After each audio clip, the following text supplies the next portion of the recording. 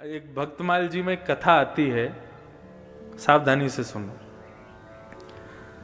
महाराष्ट्र के पंढरपुर में एक वैष्णव भक्त थे, उनका नाम था त्रिलोचन दास।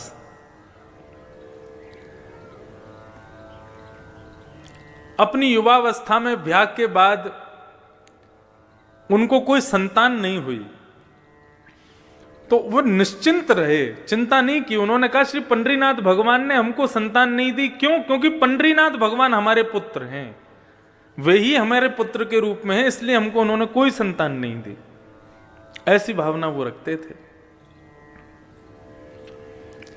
किसी वैष्णव संत की उन्होंने कथा सुनी, उस कथा में गौ ब्राह्मण संत सेवा, इसको सर्वाधिक श्रेष्ठ जान करके उन्होंने संत सेवा शुरू कर दी अपने घर में। तो रोज क्या करते थे, अपने घर के बाहर खड़े हो जाते। जो पंडरीनाथ भगवान, विट्ठल भगवान, पंढरपुर का नाम सुना है आप लोगों ने? पंढरपुर में भगवान कृष्ण का अद्भुत मंदिर है। वहां पर भगवान कृष्ण दोनों कमर पर ऐसे भुजा रख करके और ईंट के ऊपर खड़े हुए हैं। उनका नाम है विट्ठल, श्री विट्ठल भगवान। भगवान कृष्ण का ही स्वरूप है। एक पुंडलीक नाम का उनका भक्त था। वो अपने माता पिता की इतनी सेवा करता था कि उसकी सेवा से प्रसन्न होकर के भगवान उसको दर्शन देने गए।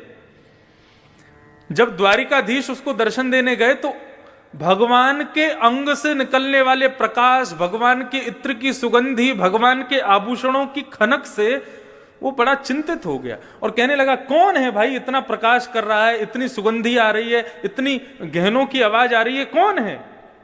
तब लक्ष्मी जी ने कहा, पुंडलीक, भगवान आए हैं तुमको दर्शन देने। वो अपने माता पिता के चरण दबा रहा था। तो उसने कहा, मैंने तो बुलाया नहीं भगवान को, क्यों आए हैं? बोले, भैया तुम्हारी माता पिता की चरण में भक्ति इतनी दृढ़ है, उसको देख करके भगवान आए हैं। तो बोले, इनको पाने के लिए थोड़ी करता हूं, अपने माता पिता को सुख देने के लिए करता हूं। लक्ष्मी बोली, जिसके द्वार पर भगवान जाते हैं वो भगवान को आमंत्रण करने के लिए सिंहासन देता है। ठीक है तुम सेवा कर लो, लेकिन भगवान को कोई आसन तो दे दो, खड़ा होने के लिए, बैठने के लिए। पुंडलीक बड़ा चिंतित हो गया, ये और मेरे सिर पर बला आ गई है। भगवान को बोल रहा है, बुलाया है नहीं, अपने आप बिन बुलाए मेहमान बन के आ गए, अब घर पे और बैठेंगे मेरे आके। तो अब उसको कोई आसन नहीं मिला, तो पैर दबाते दबाते उसको एक नीचे ईंट मिली, तो उसने ईंट को खिसका दिया, ले लो आसन, खड़े हो जाओ इस पर। रुक्मणी जी को गुस्सा आ गया, भगवान का हाथ पकड़ लिया, बोले, बिल्कुल नहीं रुकोगे यहाँ पे, ऐसा अपमान करने वाले भक्त के यहाँ रुकेंगे हम? भगवान के नेत्र सजल हो गए, बोले, अब तो इसको दर्शन दे के ही जाऊंगा मैं। ये जब तक सेवा से मुक्त नहीं हो जाएगा तब तक यहीं खड़ा रहूंगा। और जैसे कोई प्रतीक्षा करता है, किसी का इंतजार करता है, ऐसे ही भगवान उस ईंट पर खड़े हो गए, दोनों भुजाओं को कमर पर रख के। आज भी वो पंडरीनाथ भगवान आज भी ईंट पर खड़े हैं। ऐसा अद्भुत मंदिर पूरे भारत में नहीं है। प्रत्येक मंदिर में आपको दूर से दर्शन होगा, लेकिन केवल श्री विट्ठल भगवान का मंदिर है जहां पर भक्त भीतर जाकर के पंडरीनाथ भगवान को गले लगा सकते हैं। गले लगाओ तब वहां से बाहर जाओ। जब गले लगाते हैं तो भगवान की इत्र की सुगंधी पूरे हमारे अंग में आ जाती है। इतना सुंदर मंदिर है, अद्भुत। तो पंडरीनाथ भगवान को त्रिलोचन जी अपना पुत्र मानते थे, ये कथा में बोल रहा था। त्रिलोचन जी ने संत सेवा शुरू कर दी, तो पंडरीनाथ भगवान, श्री विट्ठल भगवान के जो लोग दर्शन करने जाते थे, सबको बोलते थे, प्रसाद पाइए, प्रसाद पाके जाइए, प्रभु प्रसाद पाके जाइए।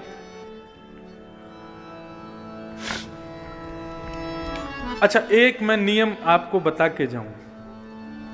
इस कथा के जो मुख्य आयोजक परिवार हैं, इस कथा के रूप में हम आपको कुछ दे पाए नहीं दे पाए, ज्ञान दे पाए नहीं दे पाए, हमें नहीं पता आप कितना ले पाओगे या हम क्या दे पाएंगे।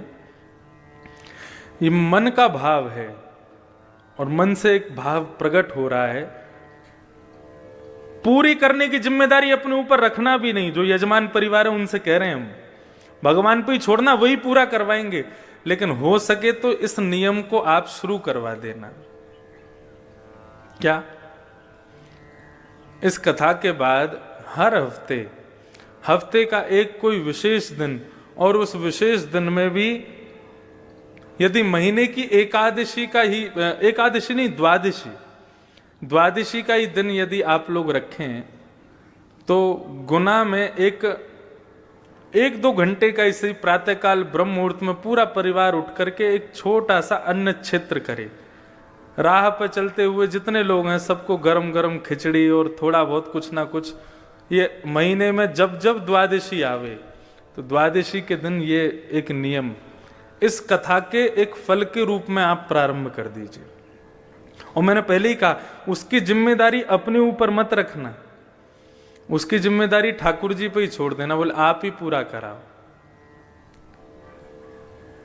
हमें कम से कम ये सांत्वना रहेगी कि हमने अपनी कथा के द्वारा गुना में, और आपको भी एक संतुष्टि रहेगी उस कथा से, हमारे गुना क्षेत्र में प्रत्येक द्वादशी को एक छोटा सा अन्न क्षेत्र चलता है। अन्न ब्रह्म है और उस अन्न का बल ही इतना तीव्र होगा, उस अन्न क्षेत्र का बल ही इतना तीव्र होगा कि वो अन्न ही इतना बल प्रदान करेगा कि इस जन्म क्या अनेक जन्मों तक, आपके कल्प कल्पांतर तक आपके परिवार का कोई भी व्यक्ति अन्न से वंचित कभी नहीं रहेगा। अन्न की कृपा सदैव उस पर बनी रहेगी। तो ऐसे सब लोगों को पूड़ी सब्जी है, खिचड़ी है, जो इच्छा हो, महीने में जब भी द्वादशी आवे, एकादशी के अगले दिन ये एक अन्न क्षेत्र छोटा सा आप प्रारंभ करो। और उसकी कृपा क्या होगी, उसका बल क्या होगा, वो भागवत जी आपको स्वयं दर्शन करा देंगे। ये आपकी सामर्थ्य के ऊपर है, रोज कर सको रोज करो, लेकिन द्वादशी को हो तो द्वादशी को करो, लेकिन ये अन्न क्षेत्र जरूर। परम पूजनीय प्रातस्मरणीय श्रीमद् भागवत के व्यास मंच की गरिमा जिन्होंने स्थापित की अनेकों वर्षों से, परम पूजनीय श्री डोंगरे जी महाराज, उन्होंने जहां जहां कथा शुरू की वहां वहां अन्न क्षेत्र शुरू कर दी, और आज तक उनके अन्न क्षेत्र चल रहे हैं। तो भागवत कथा का सबसे बड़ा मूल्य यही है कि व्यक्ति उस क्षेत्र में जहां भी कथा हो वहां अन्न और ज्ञान इन दोनों से कभी वंचित ना रहे, यही भाव। तो त्रिलोचन जी सबको बुलाते थे, प्रभु प्रसाद नाम रखा था अन्न क्षेत्र का, बोले सब लोग आओ प्रसाद पाओ प्रसाद पाओ। अब वो इतना स्वादिष्ट भोजन बनाते थे कि 100 से 200, 200 से 500, 1000, अब तो प्रत्येक दिन 5-5 हजार लोग भोजन करते थे उनके यहां पर। और बनाने वाले कोई नहीं, त्रिलोचन जी और उनकी पत्नी, दो ही लोग, परिवार में और कोई था नहीं, संतान थी नहीं। सेवा करते करते करते करते करते अति वृद्ध हो गए।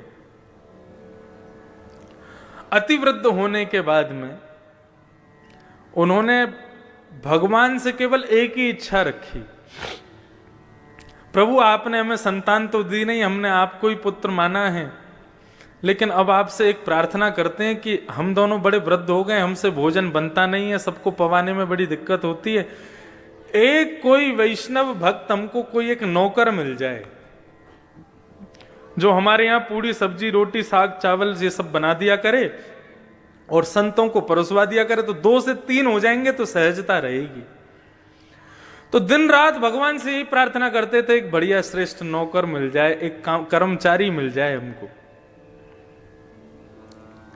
तो एक दिन श्री त्रिलोचन जी बैठे थे, इतने में ही ऊंची धोती पहन करके, सर पर स्वाफा बांध करके, बड़ा सुंदर सुकोमल स्वरूप सांवला सा एक नन्हा सा बालक त्रिलोचन जी के पास में आ गया। त्रिलोचन जी को आगे प्रणाम किया, बोले हाँ बेटा बताओ कहां से हो, कौन हो, क्या है। बोले हम काम ढूंढ रहे हैं। तो काम मिल जाएगा तुमको यहां पे, लेकिन कर पाओगे हमारे यहां काम? बोले क्या काम करना पड़ेगा? बोले कुछ नहीं, सवेरे शाम रोटी सब्जी बनानी है, संतों को पवाना है।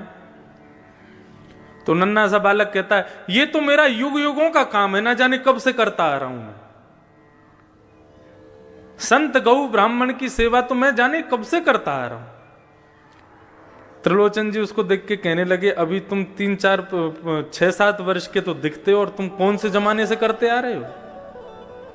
अब वो कैसे बताऊं मैं, वो तो भगवान है, भगवान तो हमेशा से गौ ब्राह्मण संत सेवा करते आ रहे हैं।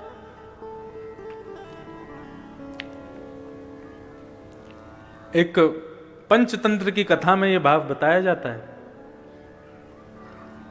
एक नदी के किनारे एक कुकर, ग्राम सिंह, जिसको साधारण भाषा में कुत्ता बोलते हैं, तो वो ग्राम सिंह गांव का शेर, वो ग्राम सिंह एक नदी के किनारे में रहता था, उसका पूरा परिवार उसके साथ रहता था। वैशाख के महीने में उसकी पत्नी ब्याई थी, बालक हुए थे बहुत सारे। तो एक दिन नदी में बाढ़ आ गई। जैसे ही बाढ़ आई तो बाढ़ आते ही इतना पानी आया कि उस ग्राम सिंह के बच्चे जोर जोर से चिल्लाने लगे, अरे बाप रे, इतना पानी तो हमने अपने पूरे जीवन में कभी नहीं देखा। तुम्हारा जीवन ही कितना सा, 1 महीना पहले तो तुम्हारा जन्म हुआ है, उसमें भी तुम क्या क्या देख लोगे। तो ठीक उसी प्रकार ये त्रिलोचन जी के पास में जो बालक आया वो कह रहा है, मेरा तो जन्म जन्मों का काम है, ना जाने कब से करता आ रहा हूं। त्रिलोचन जी हंसने लगे, बोले अच्छा नाम क्या है तुम्हारा? बोले मेरा नाम अंतर्यामी है। बोले वाह, बड़ा बढ़िया नाम है। तुम्हारे माता पिता कौन है? बोले मेरे कोई माता पिता नहीं है। बोले अच्छा, हमारे यहां काम करोगे? बोले कर तो लूंगा, लेकिन शर्तें हैं मेरी। त्रिलोचन जी बोले क्या शर्तें हैं? बोले सबका भोजन मैं बनाऊंगा, लेकिन मेरा भोजन आपको बनाना पड़ेगा। सबके लिए भोजन मैं बना दूंगा, लेकिन मैं अपने हाथ का बना हुआ भोजन नहीं पाता। ठाकुर जी पूरे विश्व को अन्न प्रदान करते हैं, पूरे विश्व को दाल चावल रोटी सब्जी सब देते हैं, लेकिन ठाकुर जी का भोग हमको ही बना के रखना पड़ता है। ठाकुर जी बोले सबको हम पवा देंगे, लेकिन हमारा भोग आपको बनाना पड़ेगा। त्रिलोचन जी बोले ठीक है, छोटा सा बालक है, छोटा सा इसका पेट है, 2 रोटी में पेट भर जाएगा। दूसरी बात, बोले एक और शर्त है। बोले क्या शर्त है? बोले कि हम 2-4 रोटी नहीं खाते। बोले कितनी खाते हो? बोले 2 सेर आटे की रोटी खाएंगे हम। अब त्रिलोचन जी की पत्नी कहने लगी, सेठानी जी, बोले कोई बात नहीं, पूरे दिन में तुम सबको हजारों लोगों को पवाओगे, 1-8 सेर आटे की रोटी हम तुमको खवा दिया करेंगे, कोई बात नहीं। बोले एक और शर्त है। बोले तीसरी शर्त क्या है? बोले तीसरी शर्त यह है कि हम जितना भी खावें आपको खवाना पड़ेगा। कभी अगर ये बोल दिया बहुत पेटू है, बहुत खाता है, तो मैं छोड़ के चला जाऊंगा, मुझको कभी टोकना नहीं।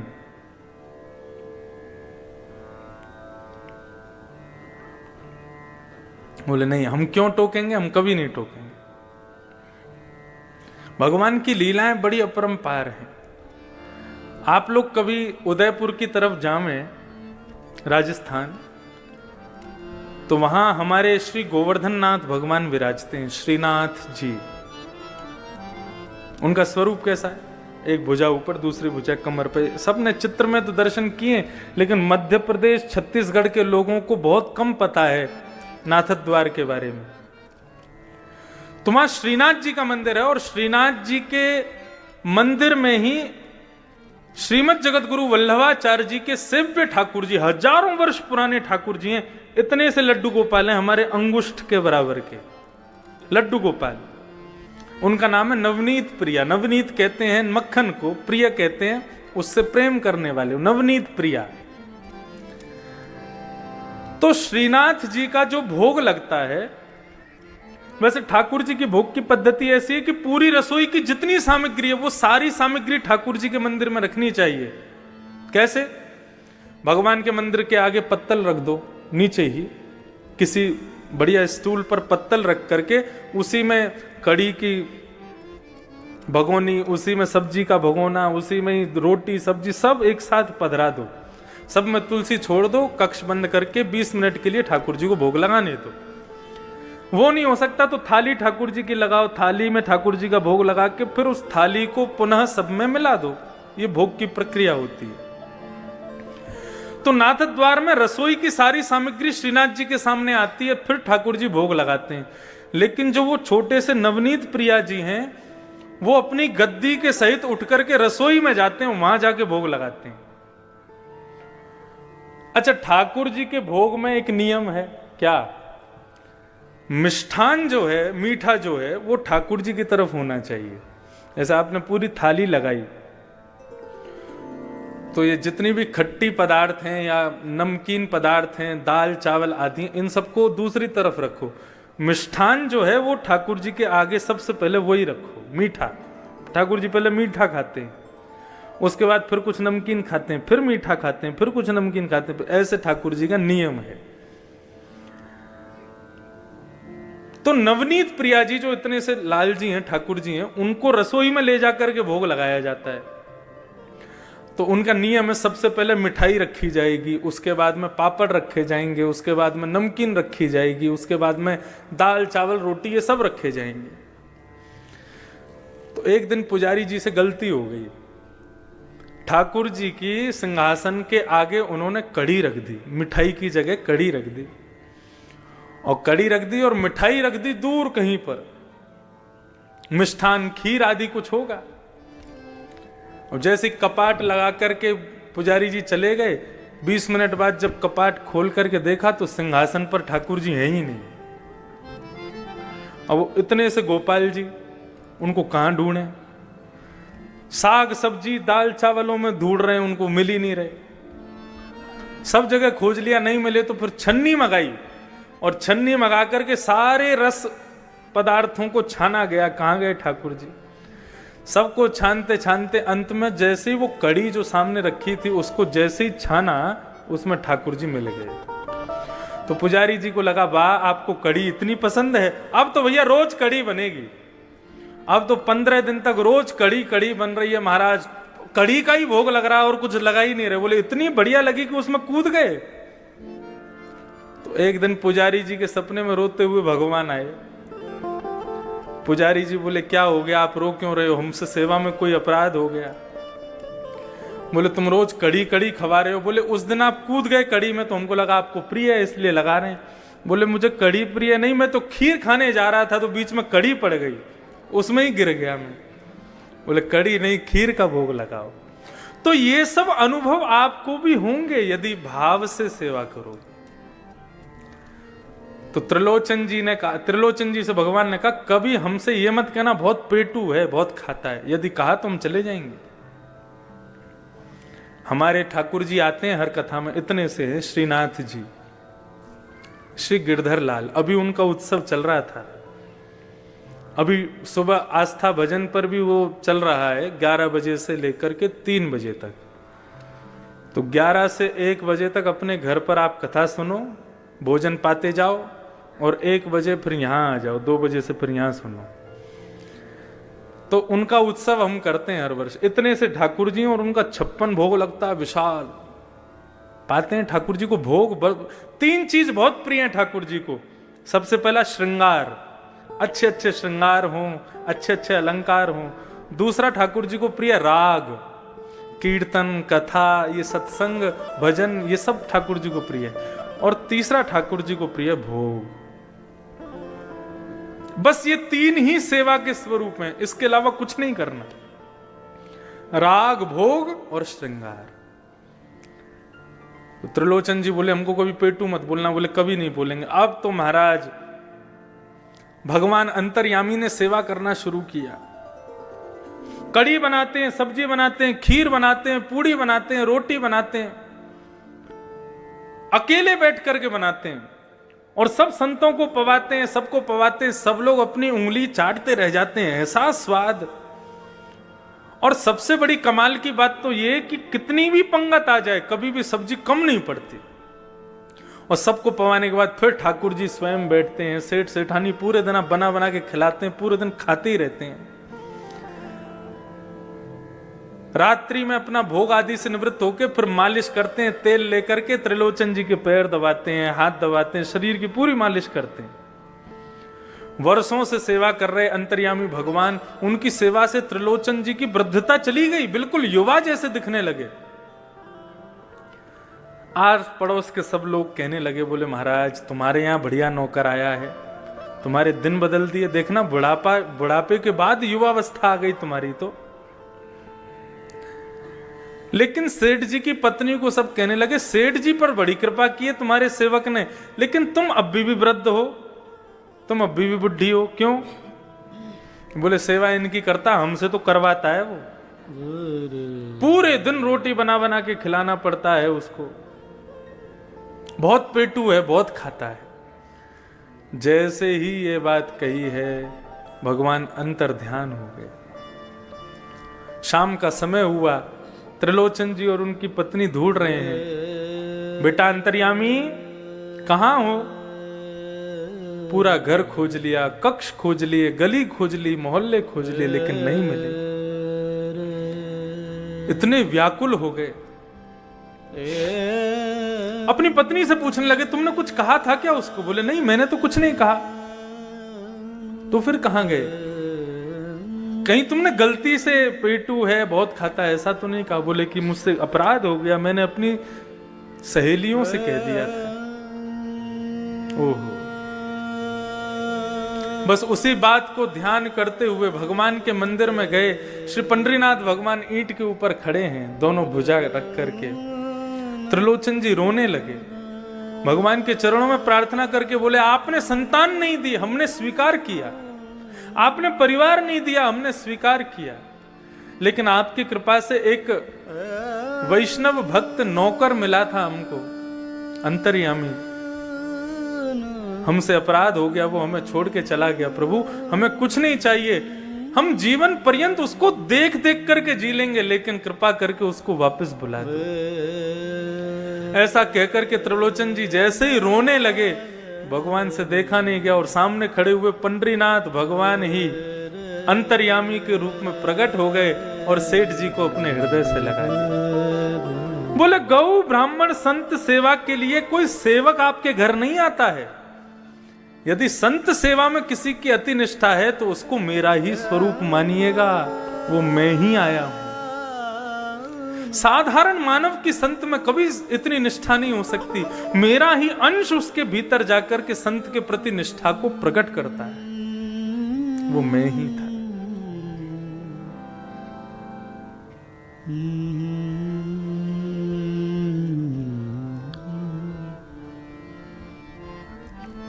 तो ठाकुर जी के प्रति ये प्रेम भाव, ये श्रेष्ठ भाव विश्वास के साथ प्रकट होगा। तो भक्ति के 3 सूत्र में बता रहा था, विश्वास, दूसरा संबंध और तीसरा समर्पण। ये 3 चीज कर लो बस।